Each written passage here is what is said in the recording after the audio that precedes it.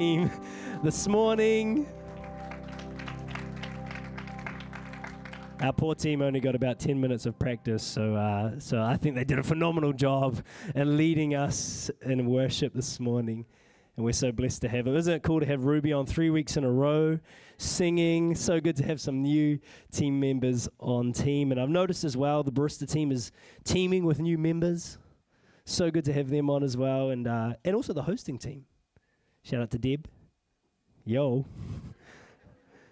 It's so cool to see people serving. But it is Father's Day, and I'm excited just to share this morning. But before I do, I just wanted to update. Recently, I was got to go over to our church in Mexico, and I had a wonderful time there. And I just wanted to update some of the amazing things that's happening in the Equippers Mexico church that I'm going to drop into a video soon. But while we were there, they had their 13th year celebration of their church, which was awesome, and 6 years as Equippers Church in Mexico. And they had their largest ever gathering, which was amazing. Over 300 people gathered out. And one of the amazing things is that I just love the heart of Pastor Bob. He woke up really early that morning to drive an hour over through the city to a place called Naucalpan, which is where we had done an outreach with the missions team that went a year ago. And since we went and did that outreach, that was the first engagement with that community.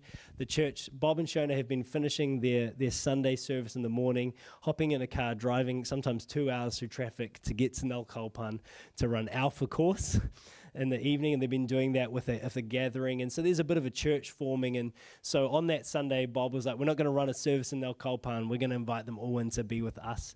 And so he drove an hour in the morning to go pick them up, to bring them to church. And so there was 20 people from Naucalpan there that Sunday. I thought, man, God, you're so good in terms of what you're doing, in terms of outreach, in terms of planting your church, in terms of winning souls. And for many of that 20, they'd never been in church before. It was their first ever experience of a church, and they're like, because Mexico do church a little bit different. It's got a lot going on, but just amazing what's happening in that place. And I just love that we as a church can be part of the sowing in that season, going in there and outreach into Naucalpan. It's actually at the altitude of the summit of Mount Taranaki. That's where they live. So I remember Noah had to go up and down this massive hill, and he was very breathless. But amazing. But I also want to say, when we first went over there 3 years ago, we went to train up our baristas. And to be honest, a lot of the thoughts one seems like, why are we doing this? Do they really need to be trained up in terms of coffee? But there's just been many blessings in that team. That team is thriving. As I shared a couple of years ago, they were able to use some of the income from that to actually help fund the rent for their building that they use on a Sunday, which was amazing. And recently, their rent went up at their community centre, and they were trying to work out how do we actually help to fund this rent cost. And Pastor Bob and Shona had received an inheritance recently, and they were able to put some of that money into the establishment of a coffee shop. So they've actually turned their little bunker of a community centre into a coffee shop. They're just waiting on they've got consent, but I think they're waiting on the documents to show up. And so I've got a quick little video of their of the coffee shop. I'm going to bring this out the way first. It's very short, and it's still establishing, but super cool. Is it going to play? La verdad puedo bajarlo ahorita. Mira, es que lo que pasa es que ayer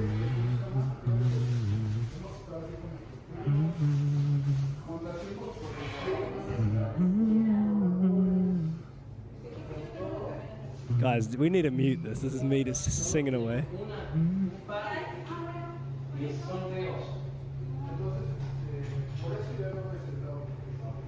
So they got a whole bunch of waffles. So all their food's going to be these waffles, savory and sweet waffles and whatnot, which is really cool. And they've called it the table.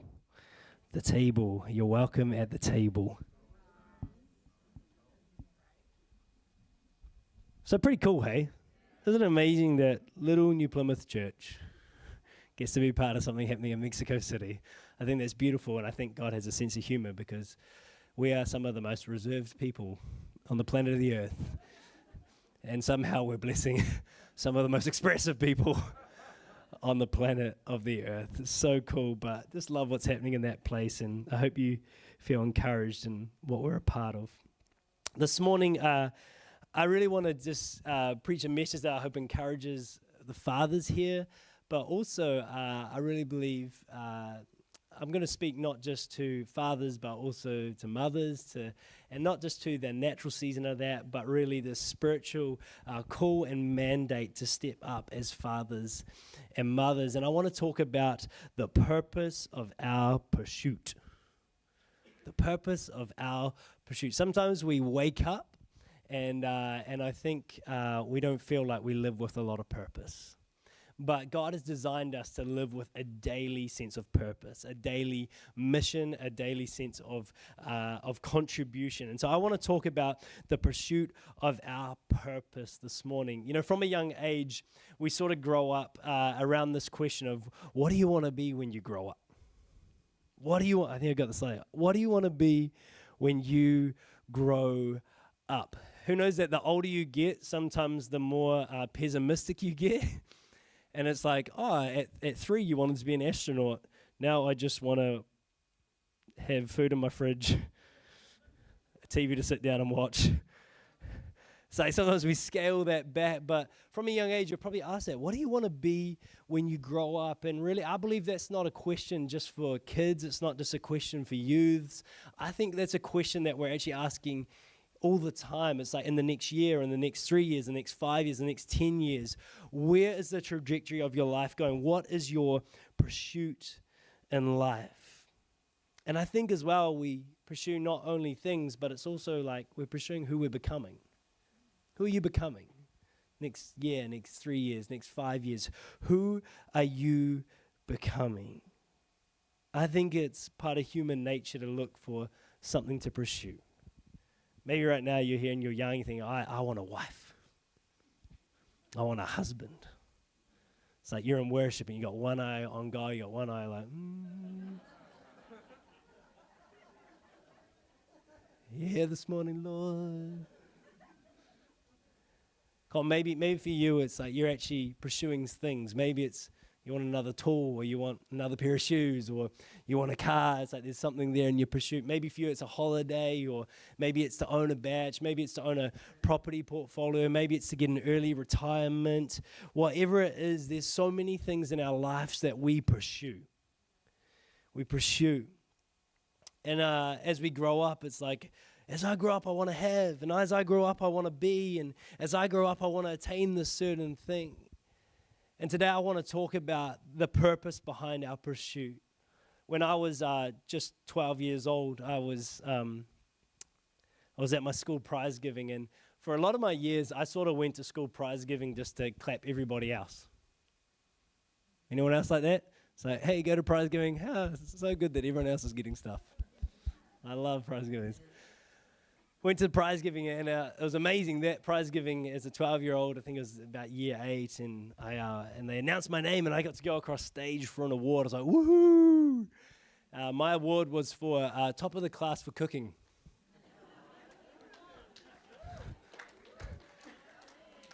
And it's actually funny we're having hot dogs. I think the thing that tipped it in my favor was I made this hot dog. That was the pinnacle of cooking. In year 8 was my hot dog that I made. But I remember going across stage and getting this award, but I got a few other awards as well that year, just in things like PE and things like that. But the system at my school would celebrate the top 3 students. And so they would announce there was like every class had an award system, and the top 3 students would be announced, the ones who'd got the most awards. And that year I finished actually second, and I was shocked. I finished second to this girl called Rihanna, and she was actually smart. She was actually intelligent. All her awards were for things that actually matter. But I still finished second. And it was interesting. I remember on the drive home from that prize giving, getting in the car with Mum and Dad, and for some reason in my heart and out of my mouth came this desire. I said, when I grow up, I want to be head boy of our high school. When I grow up, I want to be head boy of our high school. And so from that moment, my focus was there, my pursuit was there, and it's like, when I grow up, that's what I'm going to become. That's who I'm going to be. I'm going to be head boy of the high school. And from that moment, it was a race to the top for me. When I got to year 13, I entered year 13 as the head boy of our high school. And I was like, woohoo, thank you, God. It was actually amazing. I'd actually, through every student votes in your year group, so 200 odd students, and all the teachers of the school vote, and I got it unanimously. I was like, wow, this is amazing. And I was so excited. I'm like, woohoo, I've reached the pinnacle. I've reached the top. If you picture a forest, I'm thinking I'm the tallest tree. Look at me, I got the sunlight, I got the limelight, I did it.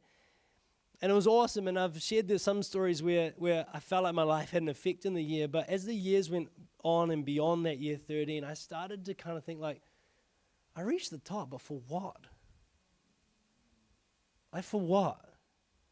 And over the years, as they went by, I kind of started to have more regrets about how I stewarded that season than things I would celebrate. I'm kind of like, what was the point of that pursuit? I got to the top. I secured the light. I got to where I wanted to be. I grew up to how I wanted to be. And then I was like, for what? For what purpose? As I was at university and God began to get a greater hold of my life, I was reading in the Bible, and I was reading in Ezekiel. I was reading in Ezekiel 17, and Ezekiel 17 is this prophetic parable, a story that connects the now with the future. This prophetic parable that Ezekiel tells is really about leaders who are unwilling to grow how God had called them to grow. Leaders who are unwilling to grow how God had called them to grow. And Ezekiel uses this metaphor as leaders as a tree growing up. And this is what it says in Ezekiel 17, 22 to 24, it says, "This is what the sovereign Lord says, I myself will take a shoot from the very top of a cedar and plant it. I will break off a tender sprig from its topmost shoots and plant it on a high and lofty mountain. On the mountain heights of Israel I will plant it. It will produce branches and bear fruit and become a splendid cedar. Birds of every kind will nest in it. They will find shelter in the shade of its branches. All the trees of the forest will know that I, the Lord, bring down the tall tree, and I make the low tree grow tall. I dry up the green tree, and I make the dry tree flourish. I, the Lord, have spoken, and I will do it." Ezekiel gives this story and gives this prophetic word. He says, God's about to establish a new leader. And he's a leader who has a different pursuit. It's a leader who actually grows in a different way. There's a different purpose to the growth of this tree. It's a tree that's not focused on the top of the forest. It's a tree that's not focused on securing the limelight. It's a tree that actually invests its energy in branching out and sending out branches. That the story of this leader's life would be that many birds of all kinds would nest in its branches. There would be fruit abundant on these branches. And so Ezekiel's telling us there's about to become a leader who's going to be planted, and they're going to grow different. There's going to be a difference in the purpose of their pursuit. And the question I felt God asked me that day was, Matt, is your life going to be a race to the top? Or will you allow me to replant you, that you would become the home of many? Matt, is your life going to be a race to the top? Or would you allow me to replant you, that you would become the home of many? And so that's my title, The Race to the Top, or the Home of Many. The race to the top, or the home of many. Between the ages of 12 and 17, I made it to the top of the forest. Year 13, I entered, and I'm like, I'm that tree. Look at me. Secured the light, secured the resource, secured the celebration, secured the attention. But at the end of the day, I was just a skinny tree. Tall, weedy, skinny tree. And I'm like, look at me. And the light. And all I was a skinny little tree. All my energy invested in growing up. And God came to ask me if I would humble myself. If I would let my head, my ego, my pride, my potential to go higher, my pursuit of the next height be cut off, that he could take me back to the ground, that he could plant me afresh, that my life could grow different. Matt, would you allow your ego, your head, your potential to go higher be cut off, that I could replant you, that you could grow different. Ezekiel 17 tells us that the world is full of leaders who are like towering cedars, growing up with self-agenda, reaching to the top to touch the pinnacle and secure the light. But Ezekiel prophesies, hey, there's coming a new leader. He begins to prophesy the Messiah. He begins to prophesy Jesus Christ, one who's coming to lead, not to desire in order to seek the top, not to secure the limelight, not to be celebrated by men, but a leader, Jesus Christ, who would branch out, that many would find rest and shelter and nourishment and fruitfulness in his branches. Ezekiel prophesies that Jesus is coming and he's going to grow different. Where we're focused on growing up, Jesus is focused on growing out. So much of our world is focused on growing up. There's like a race. Who can have the biggest skyscraper? If you read in the Bible, there's a story about the Tower of Babel. We're going to build this thing up into the skies to make a name for ourselves. And so often we do that as well. We pursue things in our lives that are just selfish pursuits. It's I'm going to make a name for myself. I'm going to touch the top of the forest. I'm going to secure the resource. I'm going to secure the light. We have a whole event called the Olympics, which is literally just focused around people's personal pursuit of excellence. It's not wrong, but it's not the highest calling of our pursuit. It's not the highest calling of our pursuit. So often I've said we get asked that question, what do you want to be when you grow up? This morning I want to ask you, who are you becoming as you grow out? Who are you becoming as you grow out? I was sharing at the men's conference, I joked that most men like to be told that they can grow out. Men, you have permission to grow out, but in a way that would branch out. If you took an audit of your energy, of your time, of your finance, of your talent right now, where is your energy, your time, your finance focused? Are you a skinny tree racing to the top of the forest, a focused pursuit for self?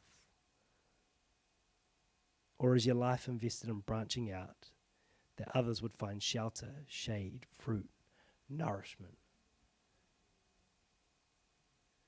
Throughout Scripture, especially in the prophetic, the prophets, Jesus is referred to as the branch. Isaiah 11:1 says, a shoot will come up from the stump of Jesse. From his roots, a branch will bear fruit. Jeremiah 23:5-6, the days are coming, declares the Lord, when I will raise up for David a righteous branch, a king who will reign wisely and do what is just and right in the land. In his days, Judah will be saved and Israel will live in safety. This is the name by which he will be called, the Lord our righteous Savior. Zechariah 3:8 says, listen, High Priest Joshua, you and your associates seated before you, you are men symbolic of things to come. I'm going to bring my servant, the branch. The symbol of Jesus' leadership is that he is a branch. He's one who's not focused on the top of the forest, focused on the securement of resource. He's one who had a different form of leadership, a leadership that would grow out. As I was in Mexico this year, I just became so aware that you're in the city with like millions and millions of people. And you began to look, and there was a part of my humanity that goes, man, if you were in Mexico City, you would want to be affluent. Because if you don't have affluence, you don't have access to schools, you don't have access to all these things. And part of my flesh was like, oh man, I would want to get to the top of the forest and secure the air. You don't have to be in Mexico to do that. Come on, New Zealand, sometimes I want to get to the top of the forest. I want to secure the limelight. I want to secure the resource. I want to do all these things. But Jesus says, hey, I'm coming to demonstrate a different kind of growth, a different kind of pursuit. Come on, Jesus is the one who focuses energy on growing out, not up, branching out, that others would enjoy the fruit of his pursuit. Jesus knew what it was to branch out, that in order he would become the home of many. We wouldn't be here today if Jesus wasn't a branch. I don't know if any of us are Jewish line, but I'm not. I'm here because Jesus displayed a ministry that was willing to branch out. Energy, time invested in the branching out. And then in John 15, Jesus invites you and I to lead our lives the same way. Jesus says, I am the vine, you are the branches. What's the call on our life in terms of the stewardship of our energy, our time, our talent, our resources? What's the stewardship of our life? It's to branch out. It's to branch out, that our life would be a tree full of life, full of birds of all kinds of people. Come on, is my life a race to the top, or am I becoming the home of many? It's Father's Day. If you think about a family tree, it's not a family twig. It's not a family stick. It's not a family line. Family tree. Family tree. The call, the heart of a father is to branch out. Men and women pursue the top of the forest, but fathers and mothers pursue the branching out. Kind of, we as a people catch the spirit or the heart of what a father and a mother is.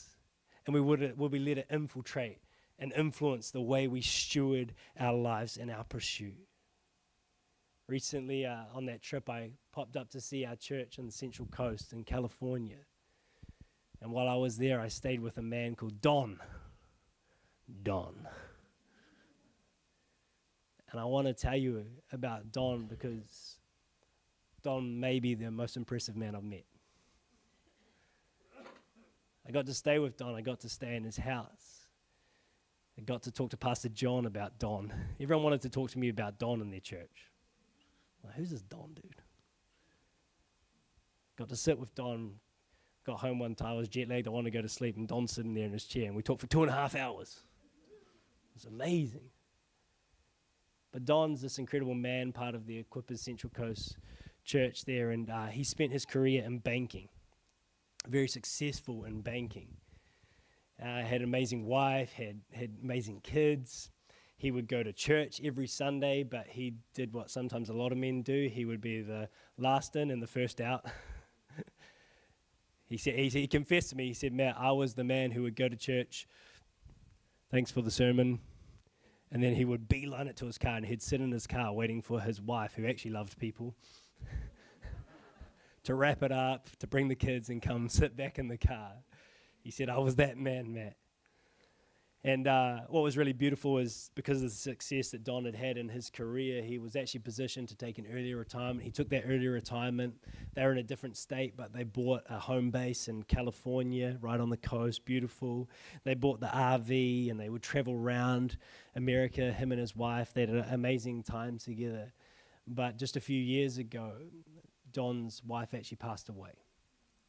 And that season was cut short. He sold the RV, and he moved back into the home base of California. And it was a pretty cool home base. It was in this like retirement-like village, but not like we imagine it. It's like country club vibes, America style, on the golf course, all the amenities. He's got everything happening for him in that place. When he moved back into California, he started going to Equippers Church, and he kind of said he just did the same routine. I'm gonna be last in, first out, until one day he didn't. One service he went afterwards, and he went to speak with Pastor John. And he just said to John, and this is John telling me, he said, Pastor John, I've kind of lived my life, focused on my career. This is how I've approached church, last in, first out. And he said, now I sit in my home and I think, man, I've got the tendency just to be a lonely man, sitting here without great purpose. And he said, the thing that scares me the most is I think I could kind of get used to it. And he said, Pastor John, I give you permission to speak into my life and speak a different narrative because I don't want to be that man. Pastor John said to him, hey, well, we don't have anyone on our reception desk at the moment. You come do that. 8 a.m. Monday morning, Don was there, volunteering his time on the reception desk. And as he did so, he got to know people, started to pastor people, started to get integrated into the community. He started to branch out. Don is now the most well-known man of that church. I said to Don, Equipa Central Coast says, Don, we have Ron.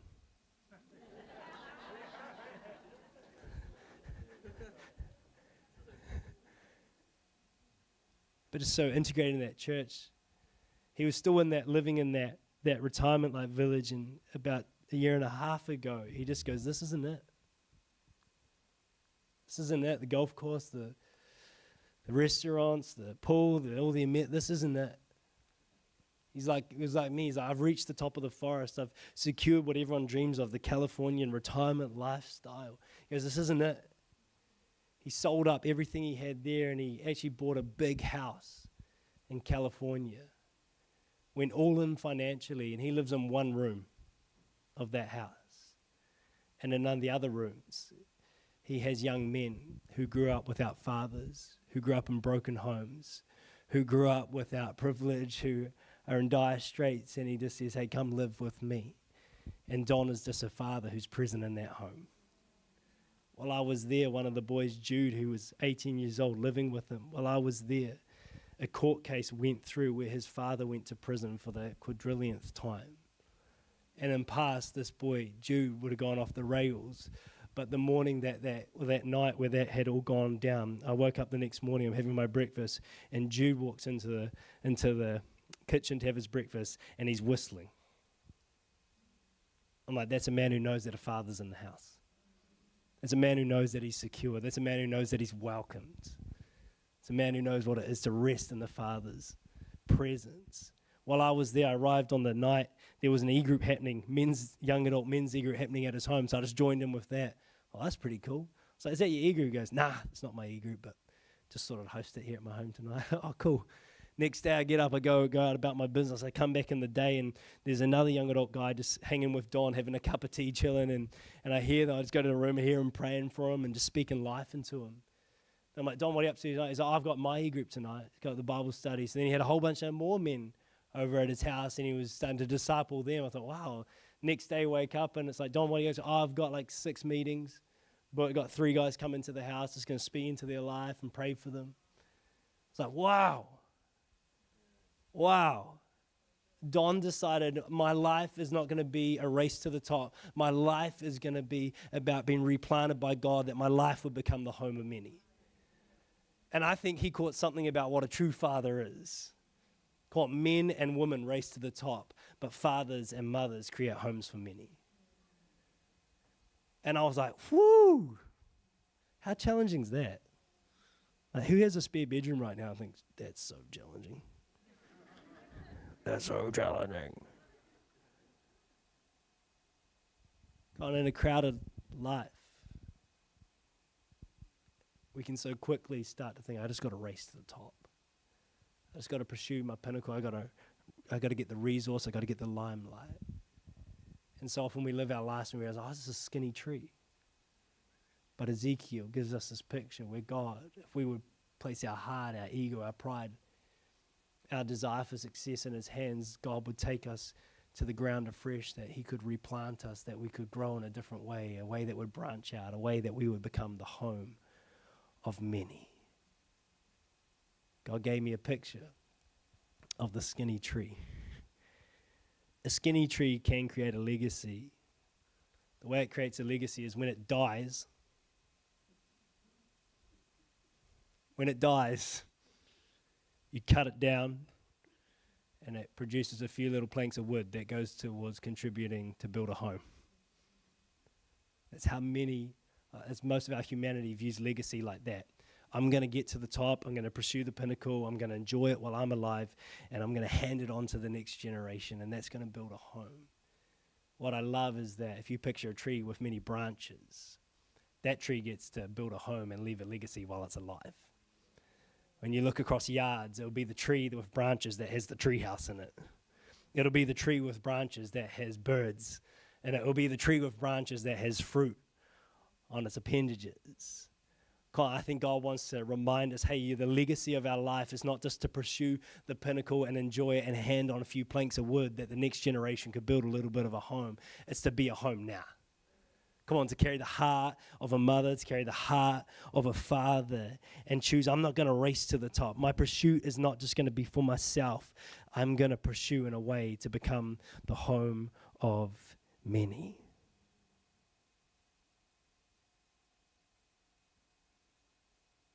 We're really quiet. Can we just stand right now? We've got